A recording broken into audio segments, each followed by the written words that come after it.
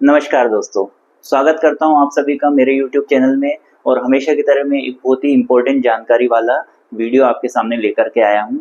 तो जैसा कि आप जानते हैं कि मध्य प्रदेश में जो है इस समय मध्य प्रदेश के जो कॉलेजेस हैं उसमें इस समय एडमिशन की प्रोसेस चल रही है।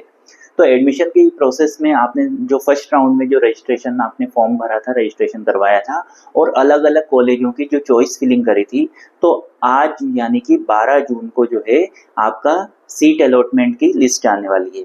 तो सीट अलॉटमेंट की जो लिस्ट आएगी तो आपको आपने जो रजिस्टर्ड मोबाइल नंबर जो है आपका, आपने जो रजिस्ट्रेशन के टाइम पे मोबाइल नंबर डाला था, उसमें आपको मैसेज के माध्यम से जो है आपको कौन-सा कॉलेज मिला है, उसकी जानकारी प्राप्त हो जाएगी।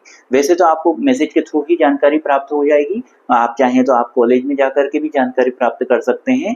और जैसा कि समय दिया गया था कि 11 बजे जो है आपकी सीट अलॉटमेंट की लिस्ट आएगी। हालाँकि ऐसा देखा गया है अक्सर कि जो है लगभग 3 या 4 बजे के समथिंग ही जो है लिस्ट आती है।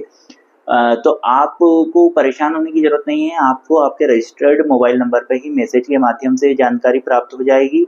उसके बाद में आपका जो 13 से 18 जून के बीच में आपका फ़ीस पेमेंट का समय रहेगा। तो आपको आज तो कुछ भी नहीं करना, आज केवल आपको वेट करना है कि आपका जो है कौन-सा कॉलेज में आपको जो है सीट अलॉट हुई है।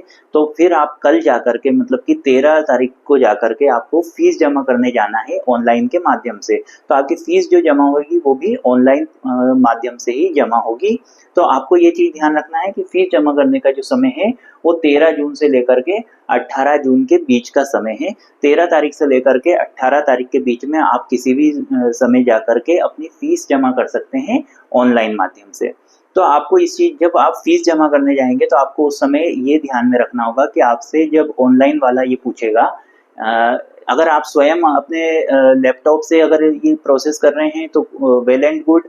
और अगर आप जो है किसी ऑनलाइन की जो शॉप पे जाकर के आप अगर वहाँ पे जाकर के आप जो है फ़ीस पेमेंट करने जा रहे हैं, तो वहाँ इस चीज़ का ज़रूर आपको ध्यान रखना है कि आपसे अगर वो पूछता है ऑनलाइन वाला कि आप कौन-सा सब्जेक्ट मेजर रखना चाहते हैं, आप कौन-सा सब्जेक्ट माइनर रखना चाहते हैं, आप कौन-सा सब्जेक्ट ओपन इलेक्टिव रखना चाहते हैं, आप कौन-सा सब्जेक्ट वोकेशनल रखना चाहते हैं, उसके बाद में आप फील्ड प्रोजेक्ट रखना चाहते हैं कि इंटर्नशिप रखना चाहते हैं कि कम्युनिटी एंगेजमेंट रखना चाहते हैं कि अप्रेंटिसशिप रखना चाहते हैं।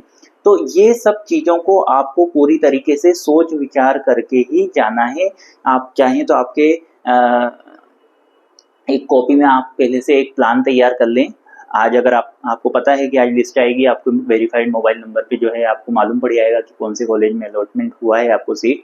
और अगर आपको वो कॉलेज आप चाहते हैं कि हाँ, इसी कॉलेज में मैं एडमिशन लेना चाहता हूँ, तो आप ऑनलाइन वाले के यहाँ जब फीस जमा करने जाएँगे तो आपकी कॉपी में आप ये ज़रूर लिख के ले जाएँ कि आप मेजर सब्जेक्ट कौन-सा रखना चाहते हैं।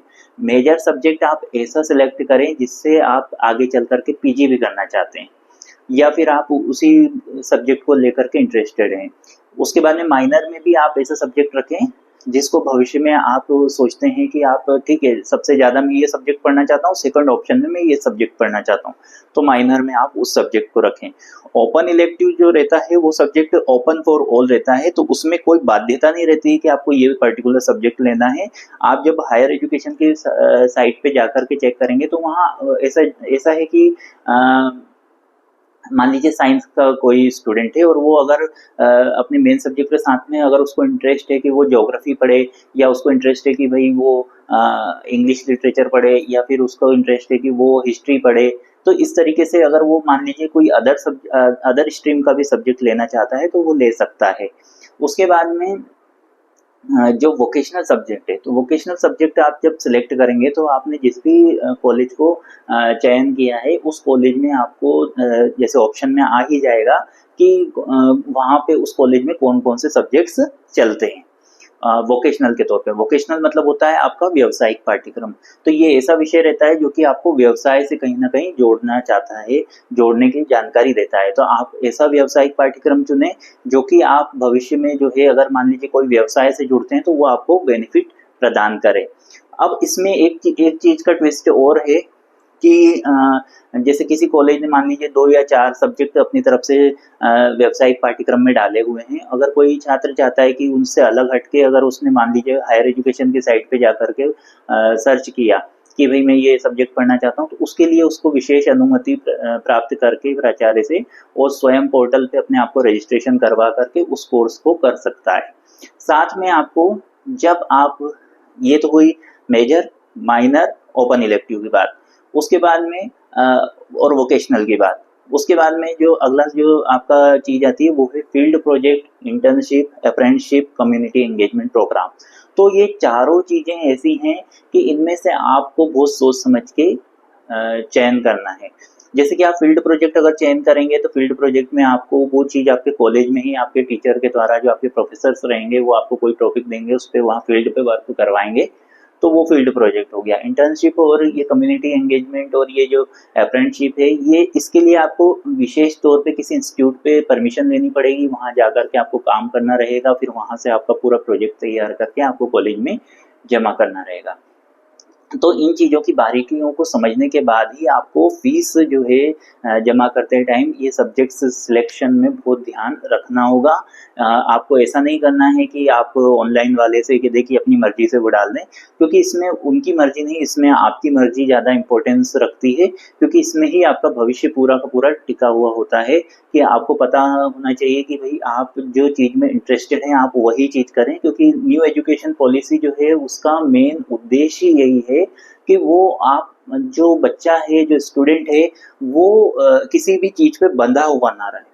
क्योंकि पहले क्या होता था, पहले एक पर्टिकुलर एक किसी ने अगर बायोलॉजी लिया है, किसी का बायोलॉजी सब्जेक्ट है, तो उसने अगर बीएससी कर रहा है तो उसको बॉटनी, जूलॉजी, केमिस्ट्री ये तो पढ़ना ही है। और चाहे वो किसी विषय में बहुत ज़्यादा इंटरेस्टेड हो, किसी विषय में कम इंटरेस्टेड हो, तो भी उसको पढ़ना, तो वो सभी चीज़ें हैं। तो अब जो है न्यू एजुकेशन पॉलिसी में इस चीज़ को ध्यान में रखा गया है, स्टूडेंट्स का कि माइंडसेट का ध्यान रखा गया है कि आखिरकार स्टूडेंट जिस चीज़ में इंटरेस्टेड है, तो हो सकता है कि व्यक्ति जिस चीज़ में इंटरेस्टेड होता है वो उसमें अपना 100% दे पाता है। तो इसलिए जो है गवर्नमेंट ने ये स्कीम लाए हैं और आपके इंटरेस्ट के हिसाब से आप उस चीज़ को आगे लें। तो मैं यही कहना चाहूँगा कि आप मेजर माइनर सब्जेक्ट का जब भी सिलेक्शन करें तो आप इस चीज़ का मेजर माइनर ओपन इलेक्टिव हो, चाहे वो आपका वोकेशनल सब्जेक्ट हो, चाहे आपका फील्ड प्रोजेक्ट, इंटर्नशिप जो भी है, ये सब चीज़ों को आप पहले एक माइंडसेट करें, एक आप कॉपी या पेपर में लिख करके फिर आप जो है वहाँ जाएं। और ये जो डेट है इसका बहुत ध्यान रखें कि फर्स्ट राउंड का जो सीट अलॉटमेंट वो आज मतलब कि 12 जून को होने वाला है। आपको मैसेज के माध्यम से जानकारी मिल जाएगी। और 13 से 18 जून के बीच का जो समय है इसमें आपको फीस पेमेंट करना है। तो 13 से 18 जून के बीच में फीस पेमेंट अनिवार्यता करना है, तभी आपका एडमिशन जो है, आपकी सीट जो है वो फिक्स हो पाएगी। अदरवाइज अगर आप इस डेट के बीच में अगर आप फीस जमा नहीं करते हैं तो फिर आपका जो है एडमिशन नहीं हो पाएगा।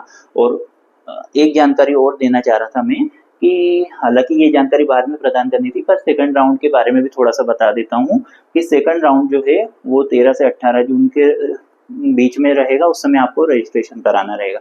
तो फिलहाल अपन बात करते हैं फर्स्ट राउंड की। तो फर्स्ट राउंड का आप लोगों ने जिनने पहले रजिस्ट्रेशन करवाया था उन लोगों को आज सीट अलॉट होगी और 13 से 18 जून के बीच में आपको पेमेंट करना है, ये ध्यान में रखना है। ऐसी अच्छी अच्छी जानकारी मैं आपके लिए लाता रहूँगा। आपको किसी और चीज़ के बारे में या किसी आपको जिस भी टॉपिक से रिलेटेड जानकारी चाहिए आप मुझे कमेंट बॉक्स में ज़रूर मैसेज करके प्राप्त कर सकते हैं। उसके अलावा जो है सब्जेक्ट के जो सिलेबस हैं वो आप हायर एजुकेशन की साइट पे भी देख सकते हैं। वैसे सिलेबस के ऊपर भी मैं वीडियो बहुत ही जल्दी बनाने वाला हूँ ताकि उससे आपको बेनिफिट प्राप्त हो सके। धन्यवाद।